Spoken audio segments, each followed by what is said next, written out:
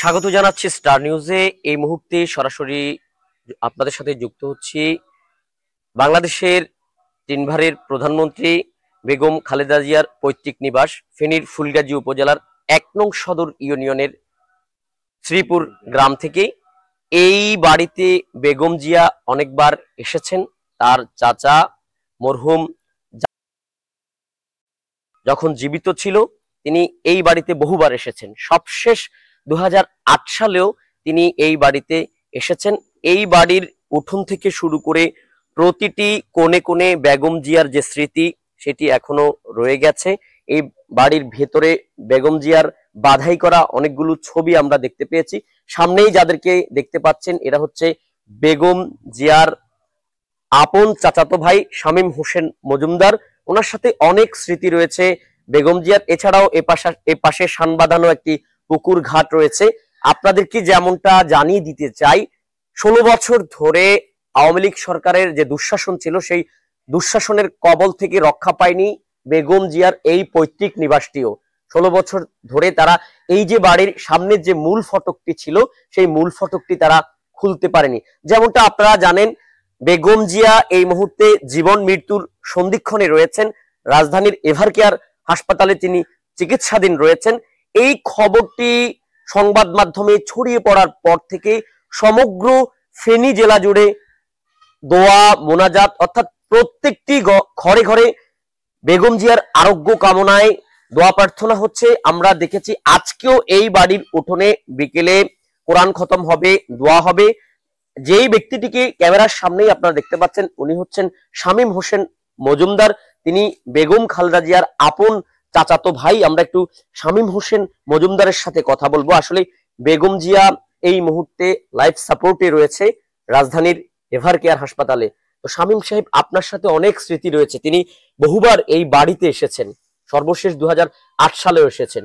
তো এই মুহূর্তে তার এই যে অসুস্থতার খবরটি শুনে মনের অবস্থাটা কেমন, এবং আসলে এখানে আপনারা তার সুস্থতা কামনায় কি কি কর্মসূচি ঘোষণা দিয়েছেন?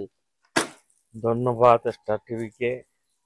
আপনাদের মাধ্যমে আমরা জানাতে চাই, অত্যন্ত ভারাক্রান্ত হৃদয়ে আমরা বলতে চাই, আমাদের নেত্রী, দেশ নেত্রী, মা নেত্রী, দয়ার নেত্রী, আমাদের প্রাণময়ী নেত্রী, বাংলার প্রাণময়ী মহিলা বেগম খালেদা জিয়া ১৯৯০ থেকে ১৯২৬ পর্যন্ত এখন আমাদের দেশের মানুষকে ২৫ পর্যন্ত আমাদের দেশের মানুষকে নেতৃত্ব দিয়ে যাচ্ছেন।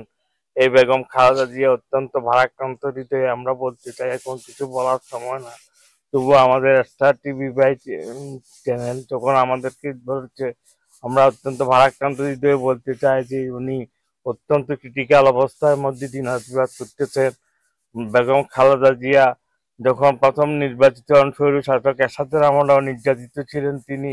বর্তমানে বিগত দিনের স্বৈরাচারী সরকার, ফ্যাসিবাদী সরকার হাসিনা সরকারের আমলেও উনি ব্যাপক নির্যাতিত।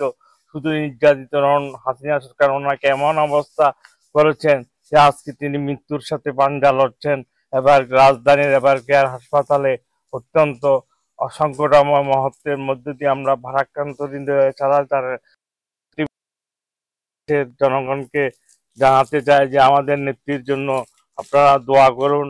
এবং অত্যন্ত ভারাক্রান্ত দিকে আমরা বলতে চাই যে আমাদের নেত্রী শুধু আমাদের নয়, সারা বিশ্বের মানুষের হৃদয়ে তিনি স্থান করে নিয়েছেন। বর্তমানে তিনি অত্যন্ত অসুস্থভাবে মৃত্যুর সাথে। শামীম সাহেব, আপনার কাছে আমার একটা প্রশ্ন, আপনি তো ছোট ছিলেন, নিশ্চয়ই বেগম জি আপনাকে অনেক কোলে নিয়েছে, আদর করেছে, এমন কোন স্মৃতি আছে কিনা তার সাথে? ওনার সাথে অনেক ৯০-এর গণ অভ্যুত্থান থেকে ওনার বাসায় আমি আসা যাওয়া করতাম। উনিও এখানে আসতেন, আমার খোঁজ খবর নিতেন, ডাকতেন, জিজ্ঞাসা করতেন কিরকম আছিস, ভালো আছিস? ভালো আছি, ভালো থাকিস। এলাকার লোকজন কিরকম আছে, আমাদের বাড়ির লোকজন কিরকম আছে, উনি জিজ্ঞাসা করতেন। ওনার অনেক স্মৃতি বিজড়িত এই বাড়ির আঙ্গিনা দিতেছেন, ওনারই কারণে এই বাড়ির আঙ্গিনা পাকা হয়ে রয়েছে। কিছুদিন আগে মাত্র ওনার পরিচয় সদ্য সমাপ্ত কাজ এখানে সম্পন্ন হয়েছে আমাদের উঠোনের। উনি অত্যন্ত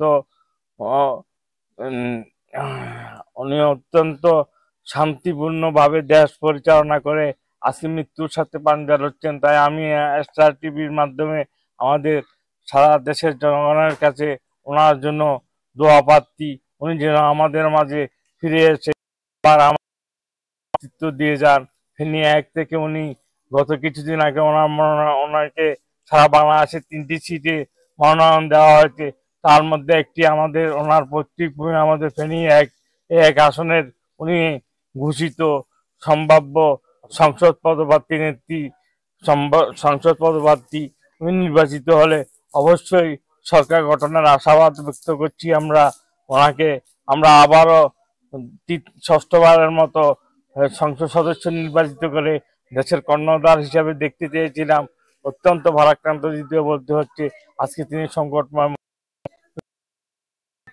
দেশবাসীর কাছে আমি এই দোয়াই করি উনি যেন আরোগ্য লাভ করে আমাদের মাঝে ফিরে আসে। আল্লাহ পাক যেন ওনাকে সেইভাবে সুস্থ করেন। আমরা একটু কথা বলবো শামীম হোসেন মজুমদারের ছোট ছেলে বেগম জিয়া। তো আপনার ফুফি হয়, তো আপনি আসলে ওনাকে সরাসরি কখনো দেখেছেন কিনা বা ওনার সাথে কোনো স্মৃতি আপনার আছে কিনা, কথা বলেছেন কিনা? ওনাকে আসলে কখনো সরাসরি দেখার সেই সৌভাগ্য আসলে হয় নাই, কিন্তু ওনাকে আসলে সরাসরি দেখার খুব ইচ্ছা আছে এবং আগ্রহ প্রকাশ করছি। উনি তো আপনারা জানেন রাজধানীর এবার কেয়ার হসপিটালে উনি চিকিৎসাধীন অবস্থায় রয়েছেন। আমরা আপনাদের মাধ্যমে দেশবাসীর কাছে ওনার আরোগ্য কামনার জন্য দোয়া প্রত্যাশী। আমরা আরো একজন পরিবারের সদস্য আছে, ওনার সাথে একটু কথা বলবো। আসলে বেগম জিয়া আপনার পরিবারের সদস্য, তো ওনার সাথে আসলে আপনাদের কোনো স্মৃতি আছে কিনা, আর আপনি সরাসরি আসলে বেগম জিয়াকে দেখেছেন কিনা? এই বাড়িতে আমরা যখন ছোট ছিলাম আমরা দেখেছি, এই বাড়িতে তিনি বহুবার এসেছেন। জি, আমি দেখেছি। উনি সর্বশেষ যখন সরকারে ছিলেন প্রধানমন্ত্রী হিসেবে, তখন উনি নির্বাচনী প্রচারণায় এখানে এসেছিলেন। এরপরে এখানে বিভিন্ন উন্নয়নমূলক কাজের উদ্বোধন করতেও এখানে এসেছিলেন। তখন উনি খাবার বিরতি নেওয়ার জন্য এই বাড়িতে এসেছেন জনসভার আগে। তো তখন এখানে অবস্থান করেছেন এবং প্রথম যখন উনি এর আগেও সরকার গঠন করেছিলেন 91 সালে, তারপর 92 সালে নির্বাচনী প্রচারণায় যতবারই এসেছেন এখানে উনি আসছেন এবং তখন ওনার সাথে আমার সরাসরি এখানেও দেখা হয়েছে, ওনার বাসায় যাওয়া হয়েছে, বেগম জিয়ার বাসায় সরাসরি।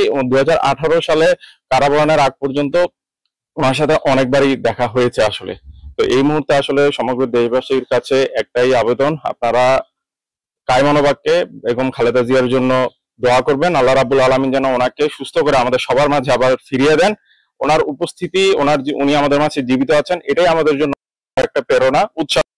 আমরা চাই উনি ওনার সর্বশেষ সময়টা ওনার পরিবার নিয়ে, ছেলে পুত্রবধূ, ওনার পরিবার, নাতি নাতনি নিয়ে উনি অবসর সময়টা সুস্থভাবে মুক্ত পরিবেশে এই গণতান্ত্রিক বাংলাদেশে আরো কিছু সময় আমাদের মাঝে বেঁচে থাকবেন, এটাই আমাদের কাম্য। আল্লাহ রাব্বুল আলামিন ওনাকে যেন সেই হায়াতটুকু দেন এবং সুস্থভাবে আমাদের মাঝে আবার ফিরিয়ে দেন।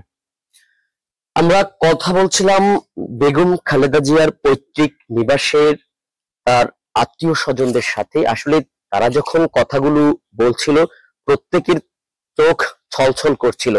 16 বছর তিনি নানানভাবে নির্যাতন নিপীড়নের শিকার হয়েছে। এত কিছুর পরেও তিনি কিন্তু দেশ ছেড়ে অন্য কোথাও যাওয়ার চিন্তা করেননি।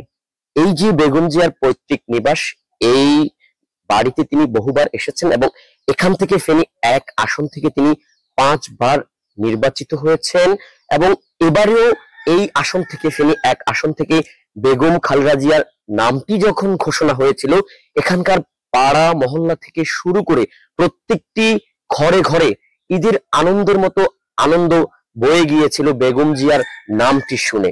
তো এই মুহূর্তে বেগম খালেদা জিয়া রাজধানীর এভার কেয়ার হাসপাতালে চিকিৎসাধীন রয়েছেন, জীবন মৃত্যুর সন্ধিক্ষণে রয়েছেন তিনি।